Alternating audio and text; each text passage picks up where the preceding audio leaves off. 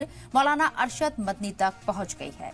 उत्तर प्रदेश में बीजेपी के 2 एमएलए, पहले चरखारी से ब्रजभूषण राजपूत ने मौलाना अरशद मदनी को दहशतगर्दों का हामी बताया, तो दूसरे लोनी से एमएलए नंद किशोर गुर्जर ने मौलाना महमूद मदनी को कट्टर सोच का आदमी बताया। आज की बड़ी बहस में इस बेतुके बयान और इल्जाम का पोस्टमार्टम करेंगे कि आखिर जमीयत उलमा की तारीख क्या है, मौलाना अरशद मदनी की हिस्ट्री क्या है और क्यों बीजेपी के एमएलए को लगता है कि गरीबों, बेकसूरों, मजबूरों की मदद करना दहशतगर्दी का हामी होता है। इन्हीं सवालों के जवाब तलाशने की कोशिश करेंगे, लेकिन उससे पहले ये खास रिपोर्ट देखिए।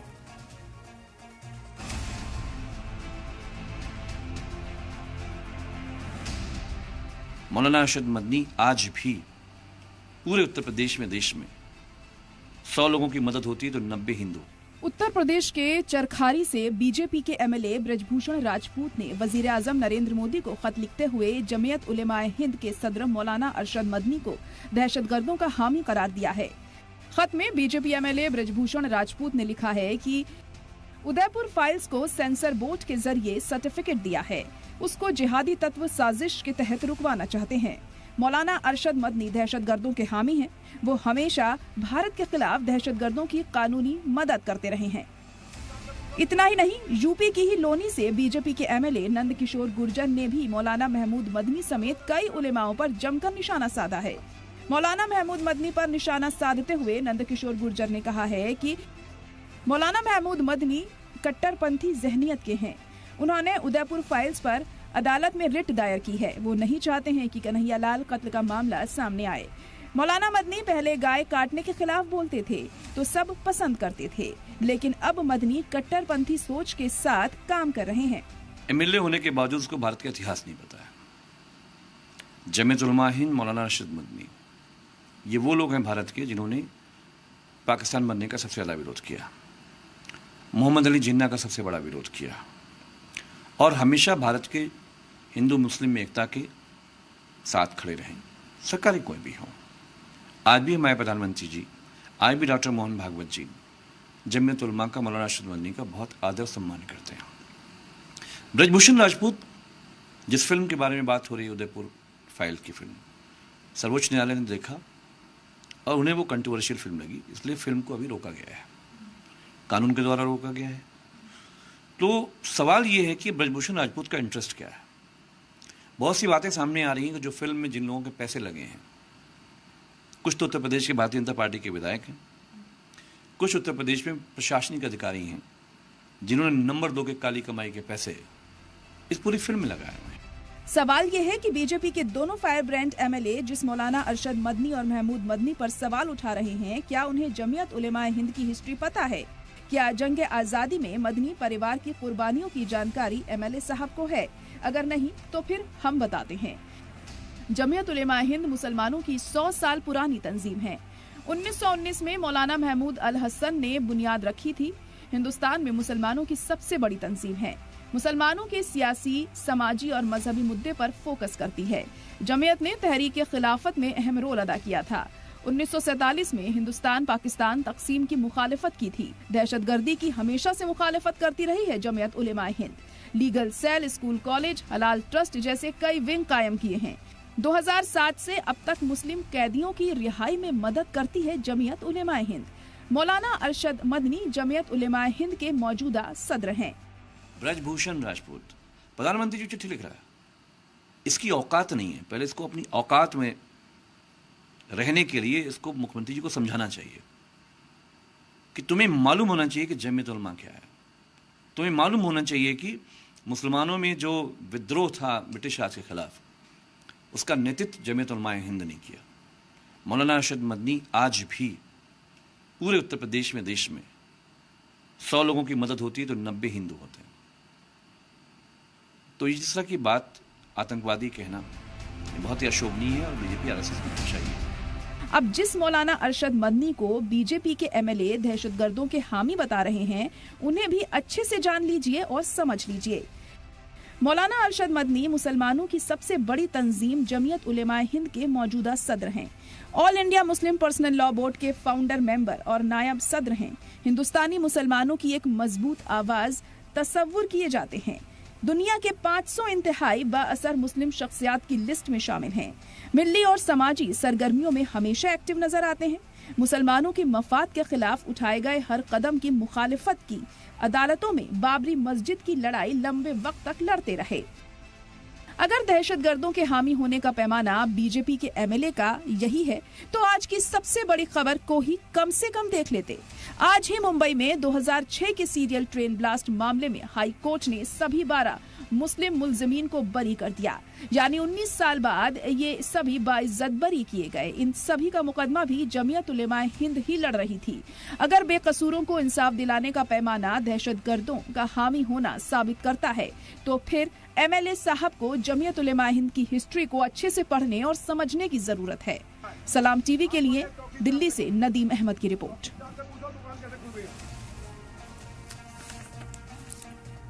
और इस मौजू पर बात करने के लिए जो खास मेहमान हमारे साथ चर्चा में शामिल हो रहे हैं उनका तारुफ आपसे कराना चाहेंगे।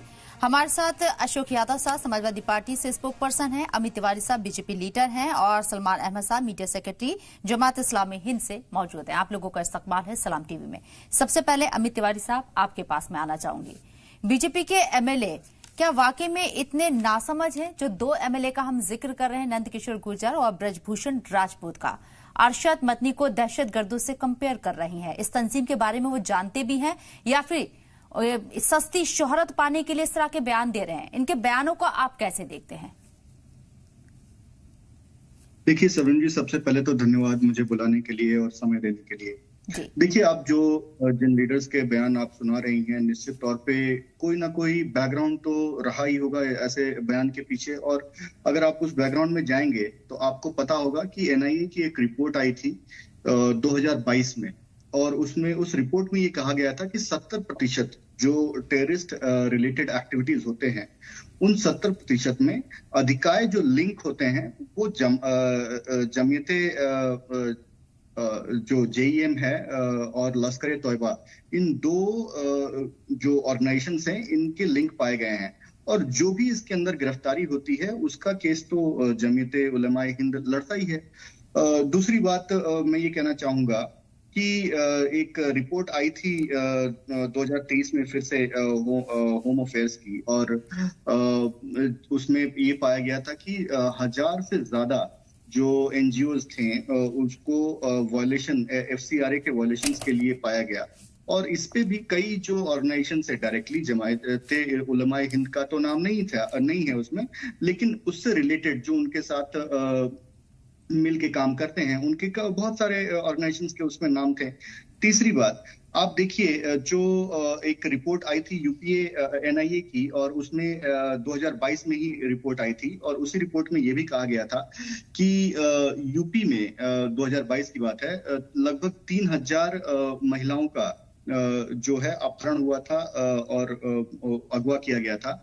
और इन सब को लेकर एक लव जिहाद का एंगल नजर आ रहा था, और जो भी उसमें से गिरफ्तारियां हुई थी और उन सब का केस जो है वो जमीयत उलेमाए हिंद ही लड़ रहा है। उसके बाद अगर आप जो भी देखें आईएसआईएस के कॉन्स्पिरेसी केसेस जो आप देखेंगे तो कोची आईएसआईएस का जो कॉन्स्पिरेसी केस था, मुंबई का था, राजस्थान का था, इन सब में जो लोग पकड़ाए हैं उनका केस वही लड़ रहे हैं। सिमी की कॉन्स्पिरेसी के जो केसेस थे या लश्कर तौयबा के जो कनेक्शन के जो केसेस थे, उन सब में जिन लोगों को भी पकड़ा गया है उन सबका केस अधिकाय रूप से जमीयत उलेमाए हिंद ही लड़ रहा है। कुछ और भी संगठन हैं इसके साथ जुड़े हुए। तो ये सारे जब डेटा देखते हैं, आप देखिए कन्हैया लाल का जो मर्डर हुआ, जिसकी फिल्म की चर्चा हुई और जिस फिल्म को रिलीज ना करने के लिए सभी लोग पहुंचे हैं, तो उसके जिन लोगों ने हत्या किया या जिस तरीके की हत्या हुई फेसबुक पर लाइव होते हुए हम सब ने देखा है, आपने भी देखा है, मैंने भी देखा है, इस पैनल में जितने भी लोग हैं उन सब ने देखा है। तो इस फिल्म को जो सत्य है उसको छुपाने की जरूरत क्यों पड़ रही है? उसके खिलाफ तो जमीयत उलेमाए हिंद ने कोई फतवा उदयपुर फाइल्स का आप जिक्र कर रहे हैं और इसी फिल्म के जुड़ा है क्योंकि मुस्लिमों से जुड़ी हुई ये बड़ी तंजीम है।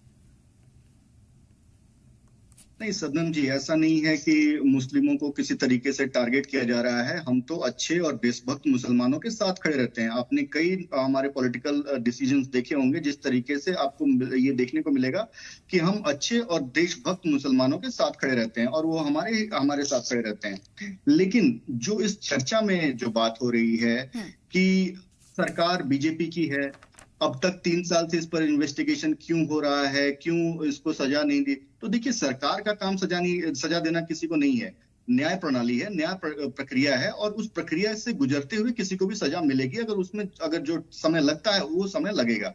दूसरी बात, ये जो कहना है कि जिस तरीके से ये जो बोला जा रहा है कि जो समाज का ताना बाना बिगड़ जाएगा, जब मर्डर हो रहा था, लाइव फेसबुक लाइव करते हुए, कैमरे पे सबको दिखाते हुए, तो उससे ताना बाना नहीं बिगड़ रहा था।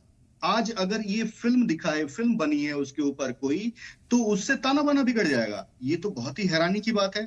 जब लाइव फेसबुक हो रहा था और उसको लाखों लोगों ने, करोड़ों लोगों ने देखा उस समय, और उससे किसी का कोई ताना बाना नहीं बिगड़ा। आपने देखा कहीं उदयपुर में कुछ भी ऐसा उसके रिएक्शन में कुछ हुआ?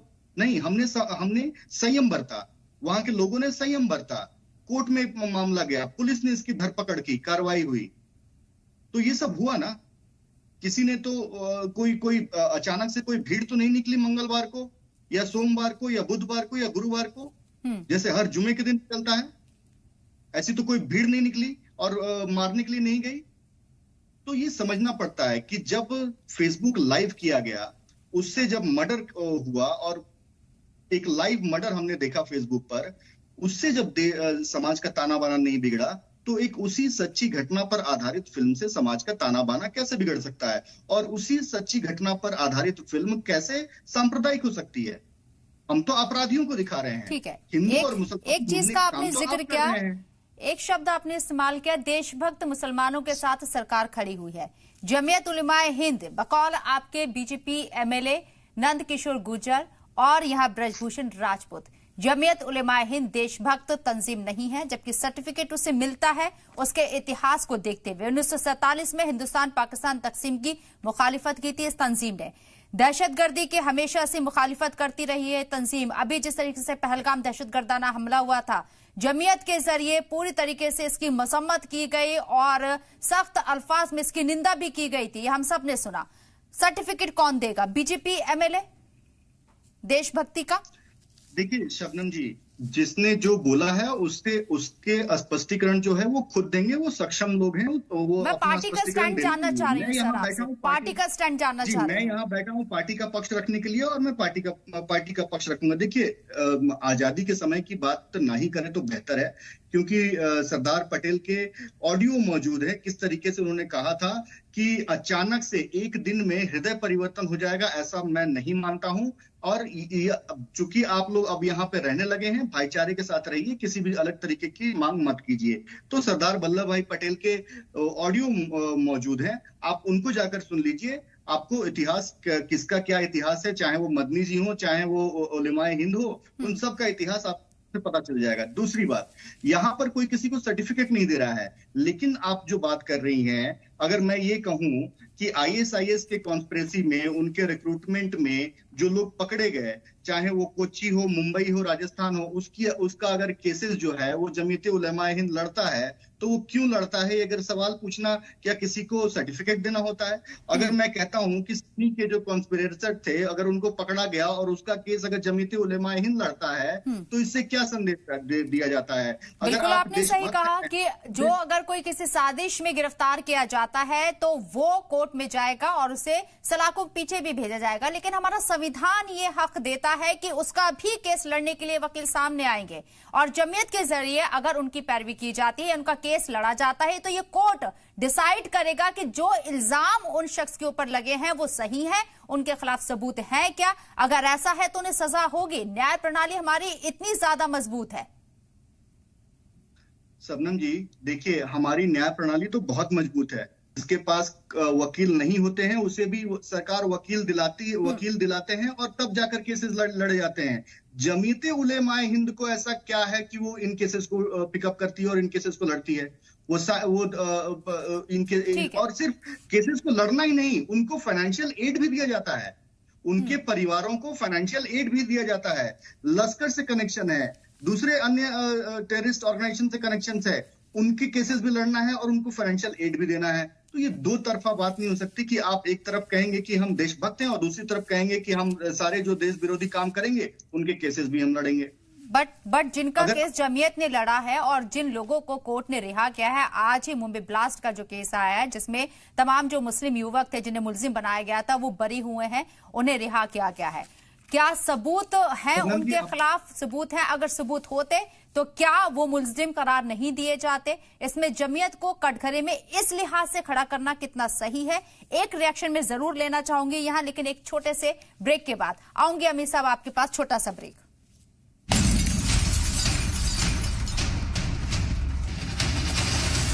वाली चीजें हैं, उन्होंने बात करके चल दिया, इस पे क्या जवाब दें। लेकिन जिस तरीके से आप देखिए, एक के बाद एक इन्होंने कहा केरला फाइल्स काल्पनिक फिल्म थी, प्रोपागेंडा फिल्म थी। इन्होंने कहा कश्मीर फाइल्स काल्पनिक फिल्म थी, प्रोपागेंडा फिल्म थी। इन्होंने एक तरीके से हिंदुओं के नरसंहार को नकार दिया ना। मैं ये नहीं कहता कि कश्मीर में जो हुआ वो मुसलमानों ने किया था, लेकिन आतंकवादी कह के तो आप बोल सकते हैं कि वो आतंकवादी थे, लेकिन आपने नकार दिया। 5 लाख लोगों के जान को आपने एक झटके से नकार दिया प्रोपागेंडा कहते हुए। हमारी बहनों को, बेटियों को किस तरीके से उठाकर ले आया गया, उनका धर्म परिवर्तन कराया गया, उन्हें ISIS के मॉड्यूल में डाला गया, उन्हें ऑपरेटिव्स बनाया गया। इस सारी चीजों को, इन सारे तथ्यों को आपने एक झटके से नकार दिया। तो आपको इस देश की अस्मिता से मतलब है ना, आपको इस देश की एकजुटता से मतलब है ना, आपको इस देश की एकता से मतलब है। तो जब आपको किसी चीज से मतलब ही नहीं है तो इन सब ये तो बात करने वाली है, तो गली मोहल्ले पे लोग खड़े होकर ऐसी बातें करते ही रहते हैं।